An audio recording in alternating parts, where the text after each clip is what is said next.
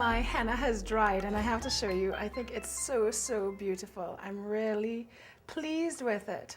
And it kind of goes with my whole table theme happening here, so that's kind of exciting. I have chosen pink, red, and orange, which is one of my favorite color combinations. It's unconventional, but it's so pretty. So I'm just going to show you a very simple table setting. Got my white plates, which are regular white plates from home. So a main course plate and a starter plate. I've got my napkin, which I'm basically going to fold in at the edges.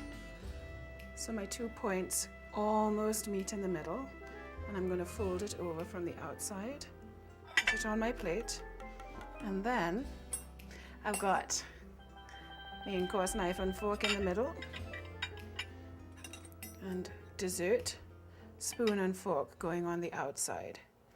It's a pretty straightforward, simple setting. I picked some more bougainvillea and I've kind of sprinkled it liberally all over the table. I think it's so kind of feminine and pretty and romantic. And there you have it, a really simple, very pretty wedding table. Thanks for watching Sankosh. I'll see you next time.